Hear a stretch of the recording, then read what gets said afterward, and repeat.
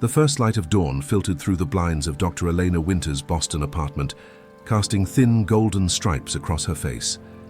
She woke with a start, her heart racing, skin damp with perspiration despite the chill of the October morning. For the third night in a row, the same dream had visited her, so vivid, so unlike anything she had ever experienced before. Elena sat up in bed, pressing her palms against her temples. As a neuroscientist specializing in consciousness studies at Massachusetts General Hospital, she had always prided herself on rational thinking. Her colleagues respected her methodical approach to research, her unwavering commitment to scientific rigor. Yet these dreams defied explanation. In them, she existed in a realm of soft blue light, neither fully awake nor asleep. She was herself, yet not confined to her physical form. Other beings surrounded her, souls, if she dared use that terminology, each preparing for what she somehow knew was imminent rebirth. "This is absurd," Elena muttered, reaching for her journal on the nightstand. Despite her scientific skepticism, she had begun documenting these experiences with the same precision she applied to her laboratory work. The dreams followed a pattern, each revealing a different phase of what seemed to be a soul's journey before incarnation. The morning routine provided a welcome return to normalcy. Coffee brewed. Classical music played softly in the background as she prepared for her day. Elena's minimalist apartment reflected her organized mind. Books arranged by subject, furniture positioned for optimal functionality. On her bookshelf stood framed photographs. Her parents, both academics who had instilled in her a love of scientific inquiry. Her younger sister, Sarah, the family's free spirit who embraced mysticism and alternative healing practices. And Elena herself receiving her doctorate, eyes bright with the certainty that consciousness could be fully explained through neural pathways and biochemical reactions. At 42, Elena had achieved everything she had set out to accomplish professionally. Her research into consciousness was groundbreaking, earning her grants and recognition. Yet lately, a sense of incompleteness had begun to creep into her carefully constructed life. Dr. Winters, your 10 a.m. with Dr. Chen was moved to 11:30, her assistant informed her as she entered her office at the hospital's research wing. "Thank you, Michael. That gives me time to review those EEG readings from yesterday's session." Elena settled into her work, analyzing brain activity data from participants in her latest study on meditative states. Hours passed in focused concentration until her computer screen suddenly flickered. For a moment, the room seemed to shift around her. The sterile white walls of her office dissolved, replaced by that now familiar blue luminescence. 7 days, a voice whispered, though she couldn't tell if it was external or within her mind. 7 stages of preparation. As quickly as it had come, the vision receded, leaving Elena gripping her desk, her knuckles white. She glanced at her computer screen, which now displayed an error message over her data analysis program. "Perfect timing," she muttered, reaching for her phone to call IT support. As she did, her eyes fell on a small book that hadn't been on her desk that morning. An old, worn volume with faded gold lettering, Edgar Cayce on Reincarnation. Elena frowned, picking it up cautiously. Had Sarah left it during her visit last week? It would be like her sister to smuggle esoteric literature into her office as a gentle provocation. Opening the book, Elena found a passage underlined in faded ink.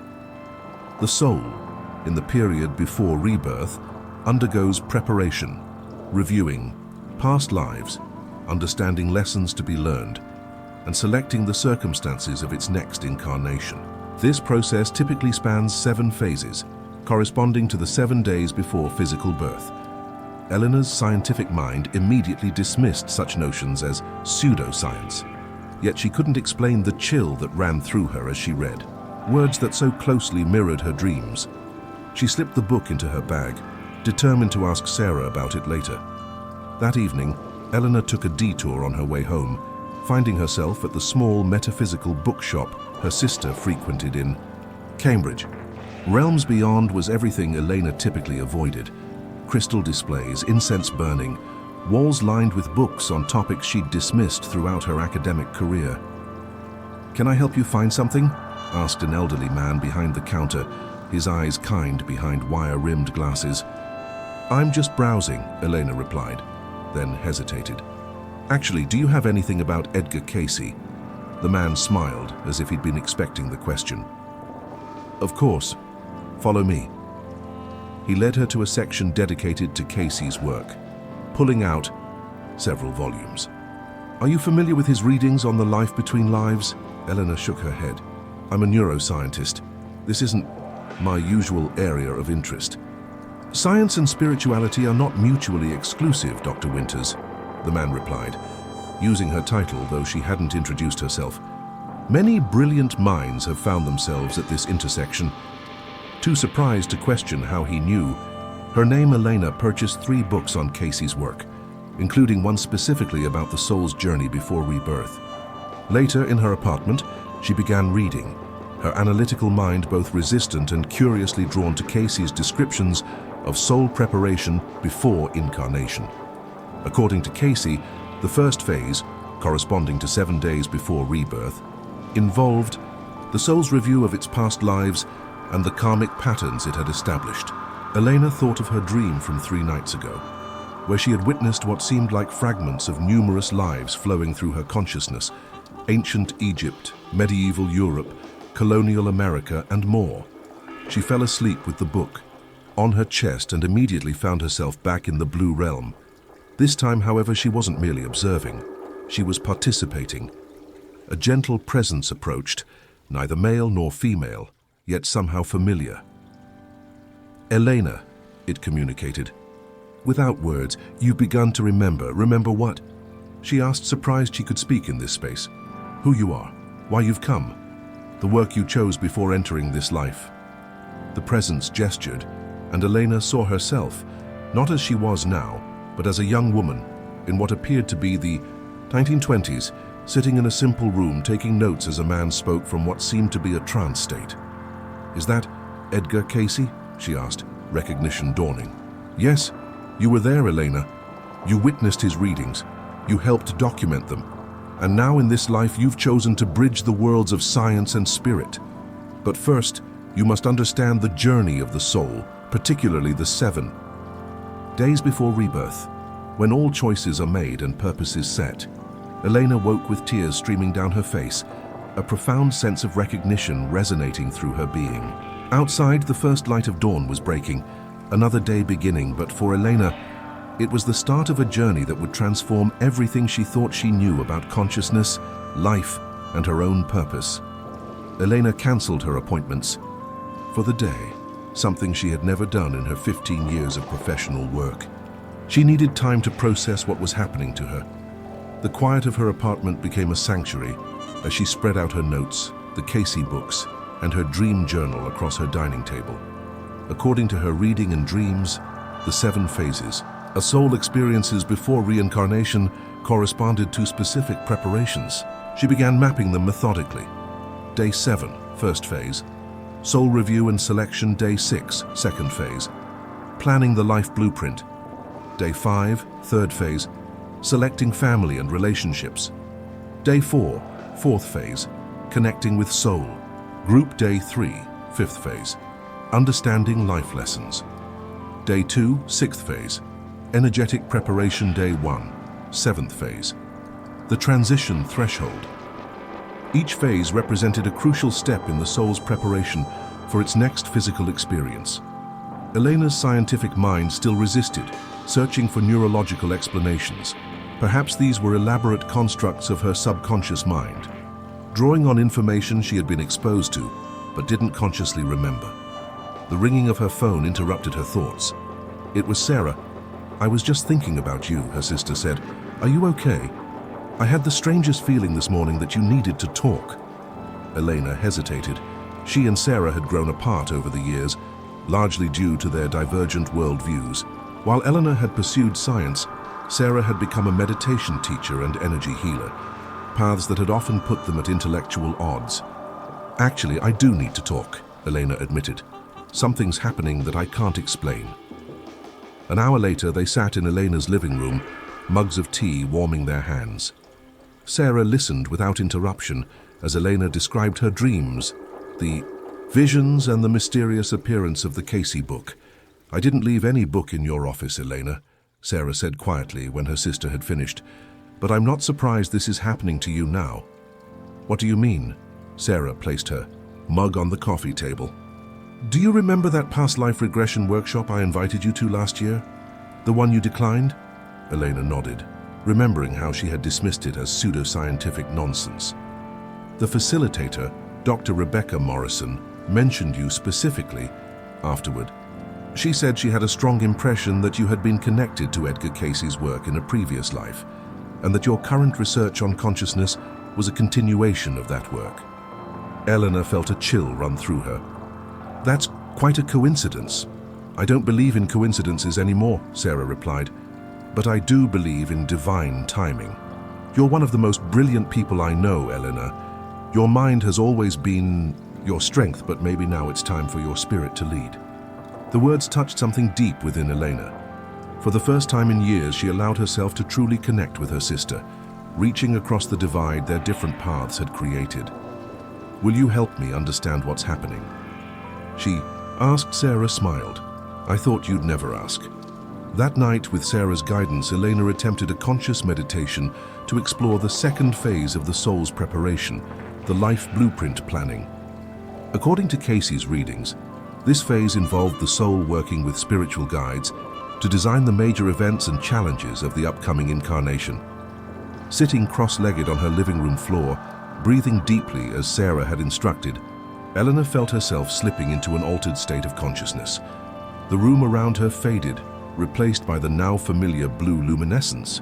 She found herself in what appeared to be a vast library with what she somehow knew were life records, stretching infinitely in all directions. A figure approached, the same presence from her previous dream, but now appearing more distinct, taking the form of an elderly woman with kind eyes. "You are beginning to remember the process," the guide communicated. "This is the Hall of Records, where all soul experiences are preserved. In this phase, you select the elements of your life blueprint."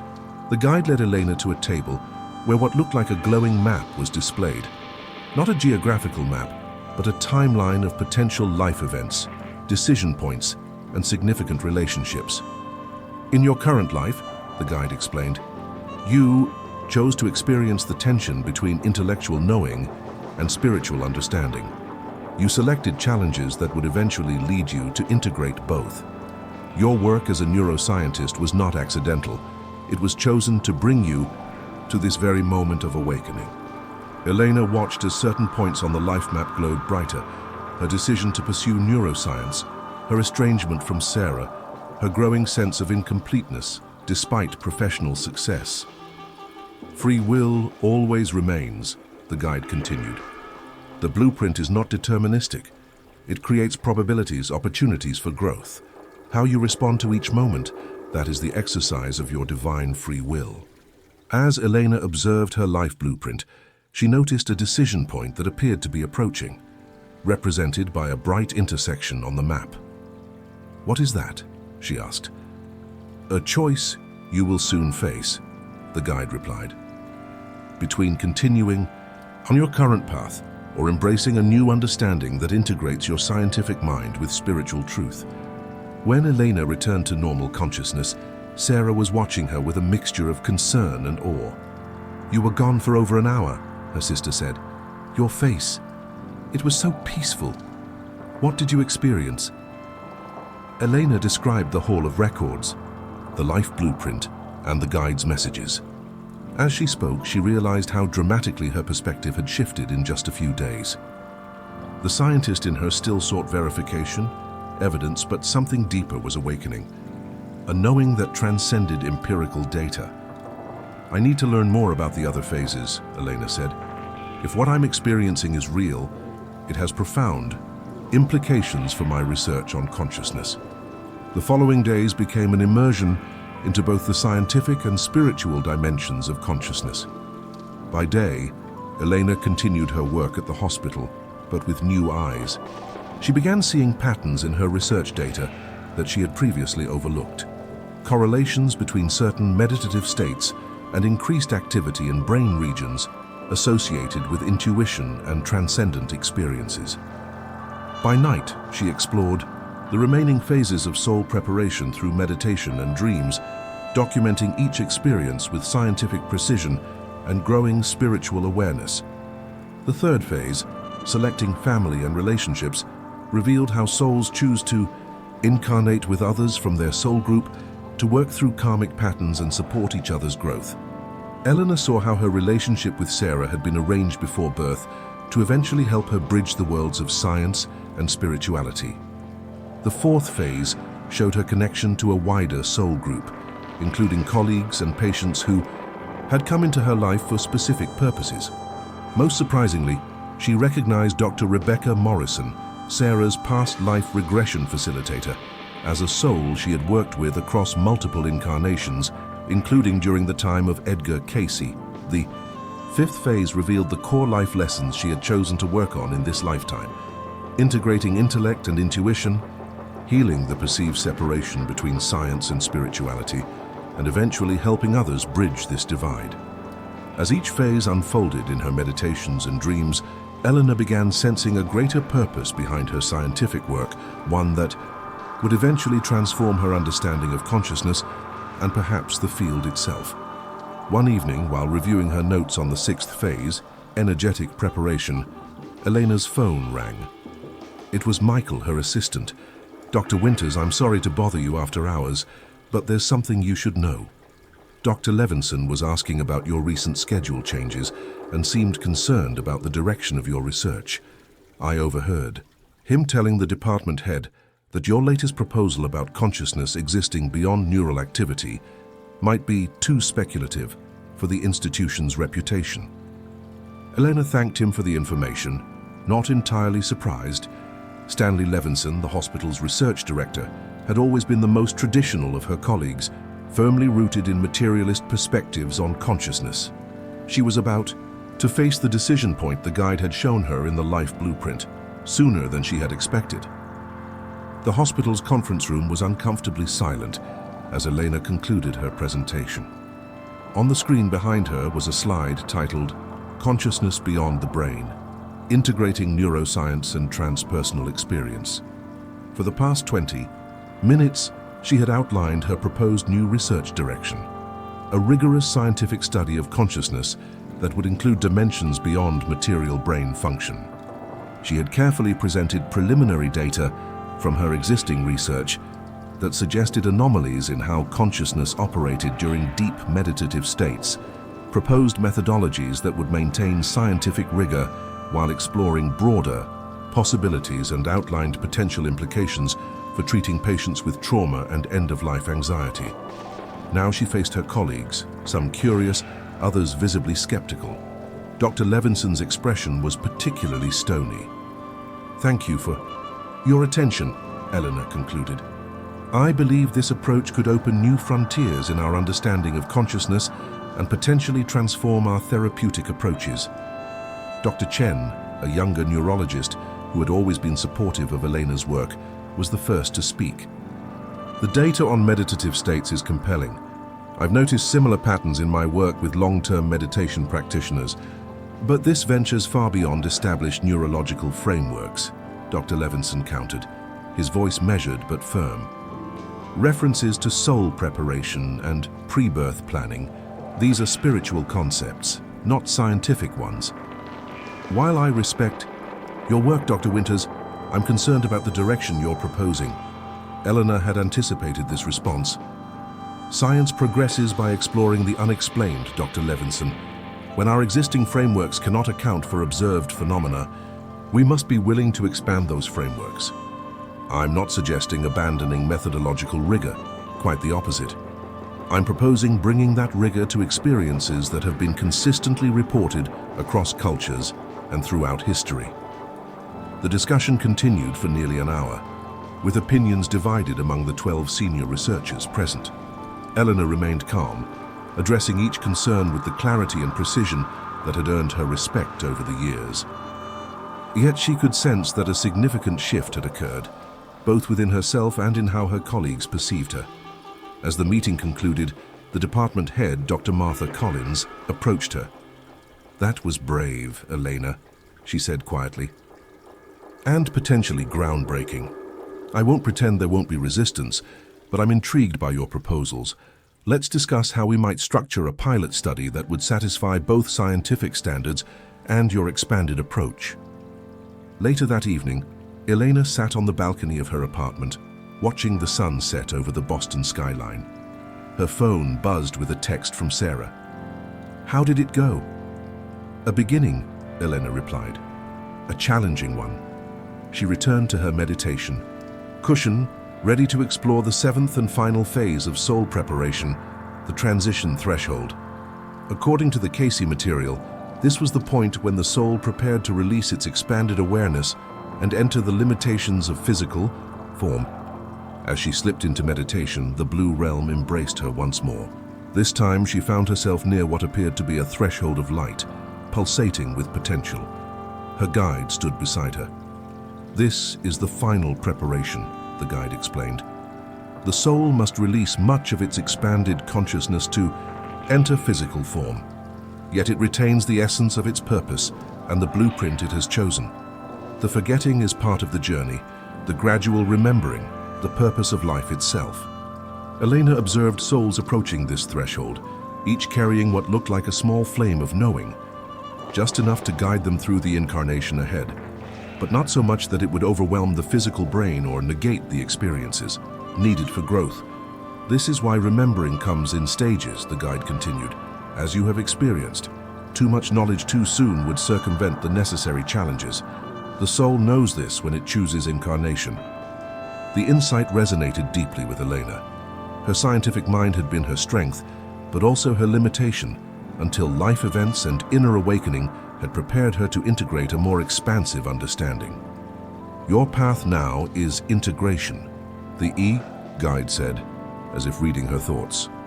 "Not abandoning science, but expanding it. Not rejecting spiritual understanding, but bringing methodological rigor to its exploration. This is what you planned before your birth, to help build bridges between these seemingly separate realms of knowing." When Elena opened her eyes, she felt a profound sense of clarity and purpose. The 7 phases of soul preparation had revealed not just a cosmology, but a personal mission that made sense of her entire life journey. The following months brought both challenges and breakthroughs. Elena's proposed research faced institutional hurdles, but also attracted interest from unexpected quarters. A foundation dedicated to consciousness studies offered funding for her pilot project. Colleagues who had initially been skeptical began sharing their own unexplained experiences and observations. Most significantly, Elena's work with patients began to transform. Incorporating what she had learned about soul purpose and life planning, she developed therapeutic approaches that helped those struggling with trauma and existential distress find deeper meaning in their experiences.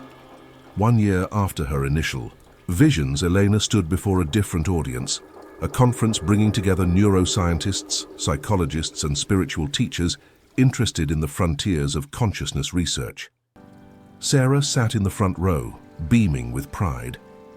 "The division between science and spirituality is a relatively recent construct in human history," Elena began. "For most of our existence, we understood that these are complementary ways of knowing, different lenses for perceiving the same reality. My own journey has taught me that when we integrate these perspectives, we gain a more complete understanding of consciousness and its possibilities." She presented her research on the neurological correlates of transcendent experiences, the methodologies she had developed for studying reports of past life memories and pre-birth awareness, and the therapeutic applications that had emerged from this integrated approach. "What the ancient wisdom traditions have called soul may simply be consciousness existing beyond the limitations of the physical brain," she explained. "Our research suggests that consciousness may be more fundamental than we've assumed, not an epiphenomenon of neural activity, but perhaps the foundation of reality itself, with the brain serving as a transceiver rather than a generator." After her presentation, a distinguished older gentleman approached her. "Dr. Winters, I was a colleague of Edgar Cayce's son, Hugh Lynn Cayce," he said, introducing himself as Dr. James Holbrook. "Your work bridges the gap between Edgar's insights and modern neuroscience in ways we could only dream of decades ago. The Association for Research and Enlightenment would be honored if you would consider collaborating with our research division. That evening, Eleanor and Sarah sat in a quiet corner of the conference center's garden, reflecting on the journey of the past year. "Do you remember when we were children?" Sarah asked. "How we used to lie in the backyard and look at the stars? You would explain the science of astronomy, and I would talk about the magical beings living on distant planets." Elena laughed. "You drove me crazy with those stories. Mom used to say we were both right in our own ways, that we were seeing different dimensions of the same reality." Sarah took her sister's hand. "I think that's what you're helping others understand now." Elena nodded, thinking of the 7 phases of soul preparation she had experienced, each a step in understanding the purposeful nature of life's journey and the continuity of consciousness beyond physical existence. "The most profound scientific discoveries have always led us to mystery," Elena said softly. "The deeper we look into the nature of reality, the more we find that consciousness itself may be the ground of being. What some call soul may simply be who we most fundamentally are." As twilight deepened around them, Eleanor felt a sense of completion, not of her work, which was really just beginning, but of a cycle that had started long before her birth, in that blue realm where souls prepare for their next journey of discovery and growth. In the distance, she could almost perceive new souls approaching the threshold of birth, each carrying the flame of purpose that would guide them through the adventures and challenges ahead. The infinite cycle of remembering and forgetting that gives meaning to the human experience. And in that moment, the neuroscientist and the soul within her were perfectly, seamlessly one.